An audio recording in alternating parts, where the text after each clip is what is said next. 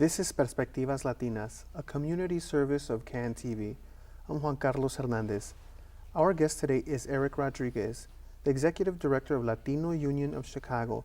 He is here to talk about their work with low-income immigrant workers in our city and all the struggles that they face. Welcome. Thank you for having me. Well, welcome back. You were here just a little over a year ago, and I'm glad to see that you're still in the fight and on the streets and working with people. But for our viewers, tell us first of all about yourself and how you became part of this important work. Yeah, I'm glad you asked that, because that's how I always start before even talking about our work. It's always explaining where I come from, and I always start with my family because that basically starts the reason why I started this work. And my family are from Mexico, both my parents from the state of Coahuila, and my father's side, he's from the Native American tribe of the Yaqui tribe. Oh, really? Yeah, so I had a very unique upbringing, and I have two older brothers. My eldest brother was born mentally disabled, and my father and my mom, like many undocumented immigrants who arrive here in the United States, look for any type of work they can do. And so my dad was also like a temp labor individual, looking for work anywhere he could. And the year I was born, he became disabled. And the role at home changed, where my mom became a domestic worker, a caregiver, and barely making minimum wage. And we're talking about the early 80s, so you can imagine what minimum wage was back then. Sustaining a family of five with five of us, right, together. Yeah. And with two individuals disabled, my father and my eldest brother. And so me being the youngest of the three sons that they had, I had to grow up really fast, and grew up in the neighborhood of Humboldt Park, and spent a lot of time, supporting my mom and my dad. He cooked, cleaned, washed, took me to school, taught me with nature about society, the rights and wrongs, and very unique upbringing. And at 13, he connected me with an incredible leader in our community called Lucy Gomez, who was my initial first mentor, even knowing what a mentor was. A young organizer, Puerto Rican descent, and doing incredible things in Humboldt Park. And she started a environmental youth program with young people, and I got connected and spent my entire teenage years right after school going straight to Humboldt Park, the field house, and participating in the organizing activities that we had, the art activities. She combined Gallery 37 with environmental justice, and really built a lot of leaders with young people. And that's what I learned, how to public speak and how to, just learn about the issues. And another thing is that I went, after graduating from grammar school, Sabin, in the Humboldt Park area, went to Clemente freshman year. 13, that was the next milestone in my life as far as opening up my eyes of what was going on. At Clemente freshman year, and this is no fault of the teachers or students, it's a bigger systemic problem, but the education level, at freshman year, learning in mathematics class how to add and subtract negative numbers, and I did that in grammar school. And so it opened up my eyes, like, what's going on here? My middle brother, graduated from Von Steuben High School. It's a magnet school, and math and science, and he was surprised at what I was being taught, and did what he could to transfer me out in the middle of the school year to Von. Difficult, but she did it, and got to Von, open campus, no uniform. It wasn't like going to the airport every single morning to check in. Math class was... you weren't treated like with this criminal element, like you're going to do something wrong. Right. And math class, algebra. So that first freshman year, and I just got to speak. I just got to go back to Von after 14 years, it was just this past year, and speak to a class who's learning about the issues that I'm working with. And I was so proud, and just being back, and I talked about this to connect with the young people at Von, because at Von Steuben, where half of the population there is Latino, and I could imagine many young people going through what I was going. And as I was speaking, and this is how I introduced myself, the same way I connected with so many, because they were going through the same thing. They could identify with what you had lived. That's right. And I talked about my experience at school with Von, the difference there. I had to prove myself at Von, because the teachers also said, like, I don't know if you can make it, and graduated, And how those experiences, how through high school, that awakening, seeing the structural problems, That's right. the structural discrimination as far as class and race. How did that eventually lead you to Latino Union? Yeah, well, so it was interesting my teenage years because what I wanted to do in that class presentation is also give some type of explanation, some type of guidance, structure, where a young person can start putting the pieces together and understand what's happening. When you're unable to do that, you become frustrated, you become confused, you become angry, you start not using your energy to figure out solutions to improve your lives, but you might get into trouble, you know. And that was my dad's way also of saying, I need to connect my son to something that will help him figure out what's going on here, you know. So spent my entire teenage years with Lucy Gomez, got connected with the museums and aquariums. I worked with the Shed Aquarium at 18, actually being a paid staff person. September 11 happened. Tourism died everywhere in the country, right? There was no flights, and so they laid off a lot of people, the museums. And you were one of them? One of them, the young person. So I'm now 20.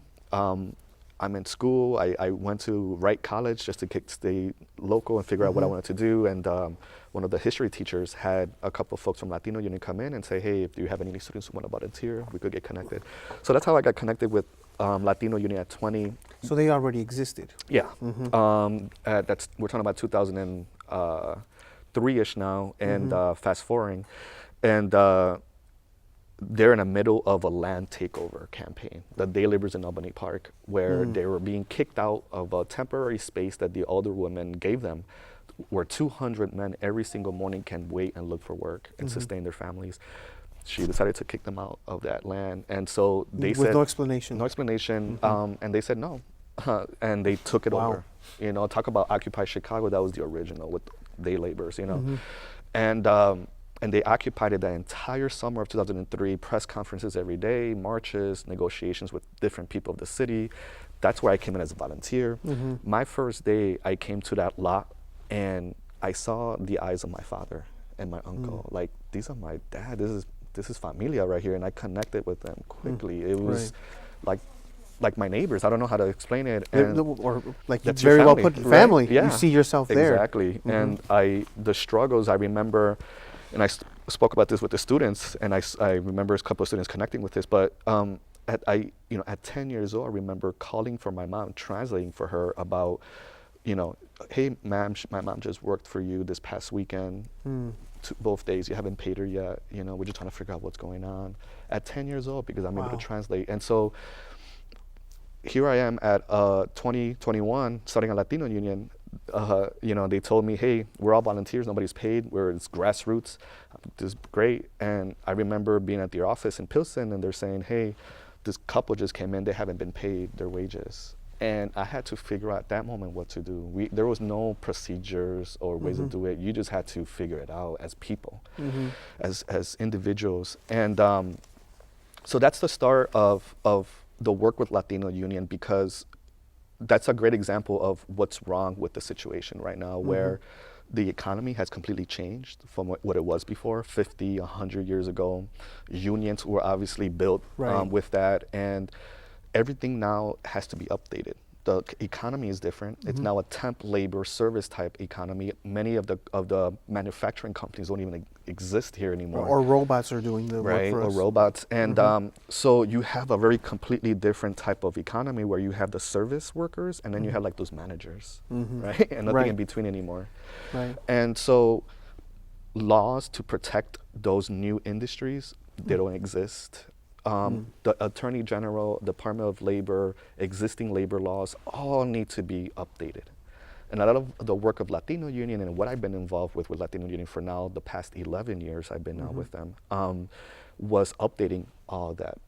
For wage theft, if you don't get paid, what were your options in 2003 when I first started, which was none, to what it is now, which is we fixed everything. Before, you couldn't go to private attorneys because they didn't want to support a case of $200, $300, $500, which is meaningful to our community because that's rent. And Department of Labor didn't have the laws to use to enforce and help get judgments. The Attorney General currently also needs support and better laws they could use to enforce. And So a lot of our work now in these past years, we're passing legislation, working with the Department of Labor and Attorney General, improving that a law that we passed in 2010 called the Wage Payment and Collection Act finally gave some more rights for attorneys to also collect attorneys' fees, where they can now see an incentive in helping this small case. Wow, that's a huge Little things like help, that, yeah. the small claims and pro se courts before didn't know how to take on a case of a day laborer. They would ask inappropriate questions. Are you documented or not? That you don't ask that doesn't matter in a labor law process. That's you're equal. Well, okay, just for our viewers to Yeah. know that it doesn't matter. Okay, somebody is withholding a check, Right. Because they think they could just steal my wages because they know I don't have documents That's right. to work here.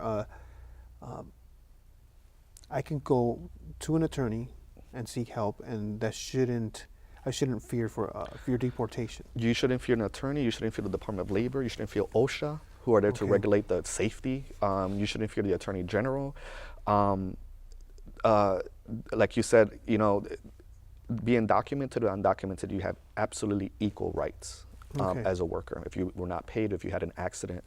And that's a lot of the starting point of informing our community is that little basic things, because a lot of people just don't say nothing. Right. you know? They're scared. They're like, well, if I speak up, they're going to take me away. They're going to split up my family. What's going to happen? That's right. Right. That's right. Mm-hmm. No, go ahead. Well, yeah, I mean, so a lot of the work, as you can see, now just connecting it back to your original question of how I got started and things like that, was because, as you can see, this is a dream for me, right? Where it came through, where at home I would always come home from school or work at Humboldt Park and wonder why, the conditions at home, right? Two disabled individuals, my dad who was a day laborer. No support. There was no yeah. law supporting him to Exactly. get some compensation or something. like that. Exactly right. My mom still balancing working from an agency as a caregiver and then side gigs, cleaning homes and offices and supporting with my disabled brother. So there's issues of disabilities, issues of immigration, issue of labor. There's a lot of stuff happening. Gender, where growing up, I got to see a man cooking and cleaning, and caring for his kids, and seeing that example, that machismo really didn't exist too much, and so gender, and so for me, connecting to Latino Union, it combines all that. If I could work with Latino Union and work with the community in a state level, regional level, national level, then obviously I will see the effects in my own household. I still live with my brothers and my mom. My dad passed away already 5 years ago, but because we are, many ways, the retirement plan for our families, right? We're Right. undocumented. So, and now I see the effects of my mom after 20 plus years being a domestic worker, the body breakdown, the mental breakdown, the spiritual breakdown. Gives me a whole completely different perspective when I work with domestic workers. I'm sure she had to endure a lot of humiliation and The biggest thing is also guilt, where working that out of her, because for her to realize the bigger issue here, where she feels that guilt of being a caregiver 20 plus years and couldn't care for her own husband and son. And so me and my brother always told her, don't, that's wrong to think, because you were doing what you needed to do to sustain the family. And that's why me and my brother stepped up and supported. And a lot of nannies and domestic workers who do caregiving have that sometimes, develop that guilt because they have to work these long hours and can't babysit like they want to, right? Their own kids or care for their own family members. So it's a very unique thing. The care industry as a whole in this country needs to be reassessed.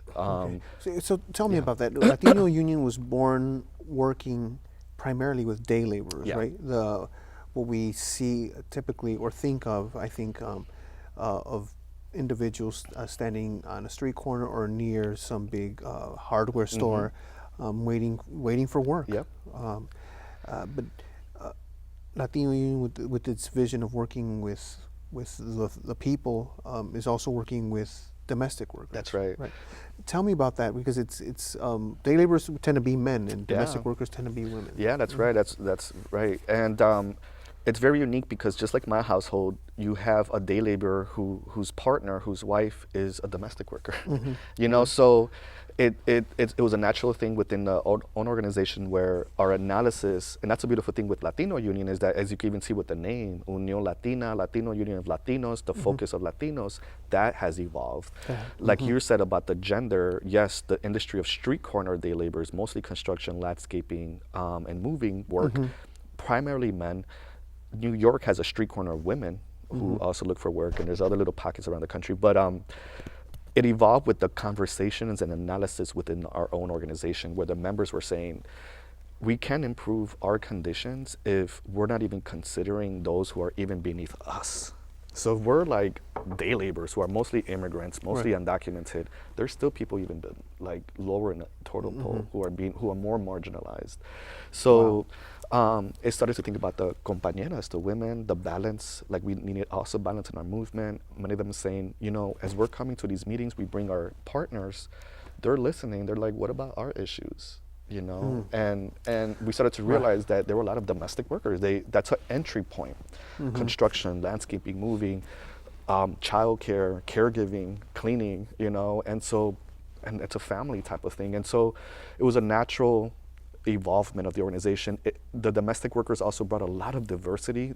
With the domestic workers, there's a lot of Filipinas, Asians, African Americans, Africans, and that's Polish. That's interesting. Yeah, you mentioned Polish and people from different corners of the planet. Right. The stereotype we tend to see, or I think on television, or think of, and even in politics, when I know some politicians have been caught having, you know, and they put it as something shameful. Somebody without documents working in their home.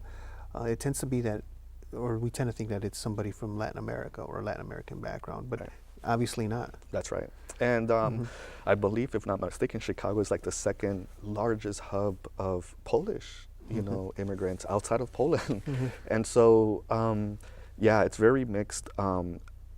It also tells you the reasons. It made you think. It makes me reflect about the reasons why certain countries or backgrounds are more in the light. Like you were saying, like Latinos, we seem to think.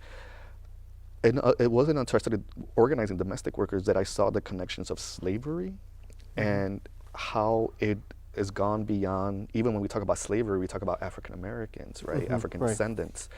But then we don't think about how slavery has evolved and is underground, and now it goes beyond just the African descendant, you know, and affects people from India, Asia, Latin America, where literally you migrate here either with a visa or whatever reason, and the family or the individual takes control of you and your life.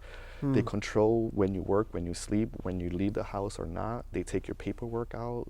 They use fear and manipulation. And there's been cases where sister organizations in other parts of the country has literally had to help escape workers from those homes. Extract them out of there. In the middle of the night with the clothes on their back. Wow. Literally, let's get the heck out of here. You know, this is also happening with the farm workers and guest workers. This is legal slavery that we have. Katrina happened in New Orleans. In and 2005. Yeah, really quickly. You would think, obviously, we saw a lot of the people who were affected, people who were ready to take action and rebuild their city. People were shipped out, were moved out of New Orleans into nearby states, and what we got were guest workers from Bolivia and other parts of the country under legal processes, and the contractors who brought them here to reconstruct would take their visas out and really control, you know, when they work, where, and things like that, and people literally had to escape. Their lives threatened. So this stuff, our country is being built, rebuilt, just like it was originally built, and we're just better in hiding things, but things are still existing, this type of slavery. You know? Yeah, you wouldn't tend to think that these conditions exist even within, I'm sure, I even imagine within blocks of our studio, you know, in domestic workers, people working in offices, cleaning offices, or in fast food restaurants, or just a few blocks away, maybe at, hoping for some day work. Yeah, exactly. So part of what you're aiming for in Latino Union is, and I think certainly the individuals that are part of your organization is for transforming that, right? That's right. And transforming the vision and the way people are empowered. And one of the things that you're doing that I think is quite interesting is Café Chicago. Yeah, tell me about that and how that came to be and where it's going. Yeah, that's part, and I like to use the terms because I'm trying to demonstrate also like the different examples of how we've continued to change within the organization for the needs. And we don't think of like, revolution of changing these new revolutionary thoughts as evolution. It's how do you continue to evolve as an individual, as a community, as an organization, as a movement, and it's doing different things, it's really learning from the people whose shoulders we stand on, the leaders who came before us and what worked, what didn't, what happened. And learning from the people who are within our own movement. The labor movement includes unions and our new way of organizing, which is the worker center movement, and so and it's trying to evolve that. We're seeing how the economy evolved into something that's not necessarily healthy for us, but how do we impact it and continue to evolve into something healthier? So Cafe Chicago is an example of an organization evolving in its own analysis of its own sustainability. Its evolvement of how to make an impact in the economy with its members, and for its members to also realize their own power and what that means.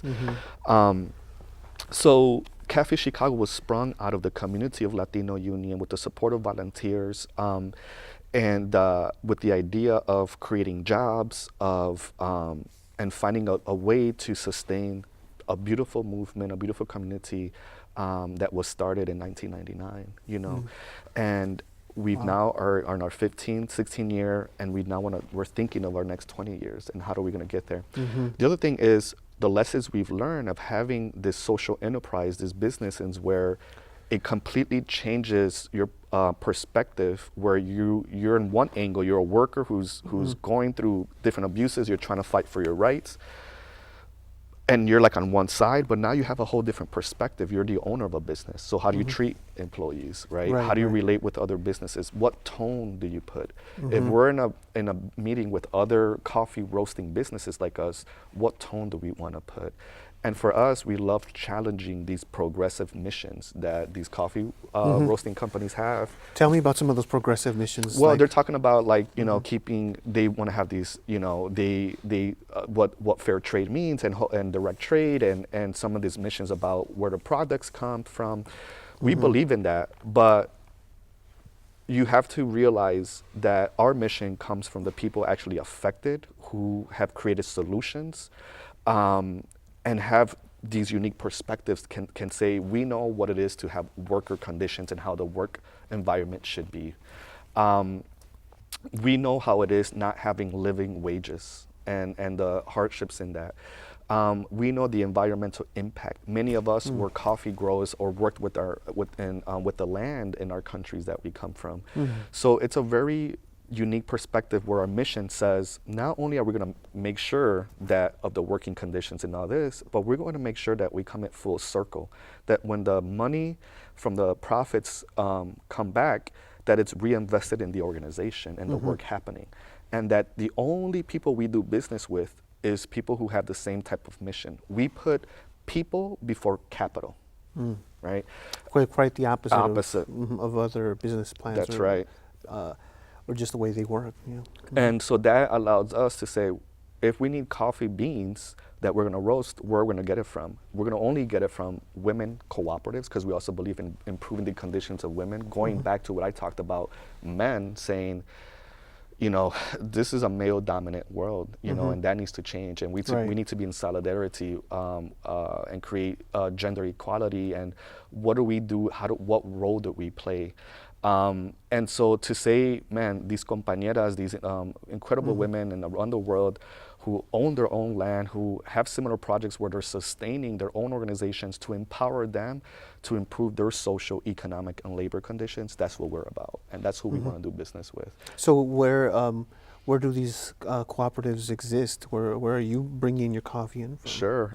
From Rwanda, Africa, from Nicaragua, from Guatemala, Mexico, Bolivia. There's different countries, and it's with a company called OPCO that first started a foundation and whose sole purpose is to work with women and empower women around the world for them to own their own land, cultivate and grow coffee, sell it to groups like us. They created their own distributor to help distribute the product around the world, and that's who we partner up with. And my favorite is the one from Nicaragua, who those Why? compañeras, yeah, those compañeras. Here we have jornaleros who do construction work, starting a business of coffee roasting, connecting with a group of women in Nicaragua who own their land, who need somewhere to sell their coffee. And their sole purpose with their profits is to sustain their organization that's helping them get into the construction trade. So you have construction workers here helping women in Nicaragua get into the construction trade there, where they've been excluded from.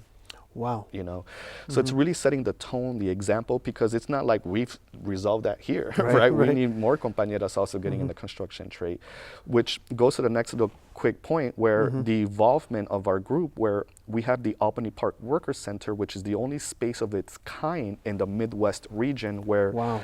day laborers and domestic workers now also will start coming to work as a group, promote their skills, and homeowners, contractors, businesses can come, connect with them, and hire them directly. You know, and while they're waiting for work, they're in ESL classes, know your rights workshops, construction and other workforce development workshops, all to improve their skills. They're not just waiting. Right. Big difference from the compañeras who founded Latino Union, who come from those temp agencies, who make a profit in connecting you with the business. You wait and you wonder when you get hired. There's priority, there's discrimination. They use African Americans against Latinos. Right.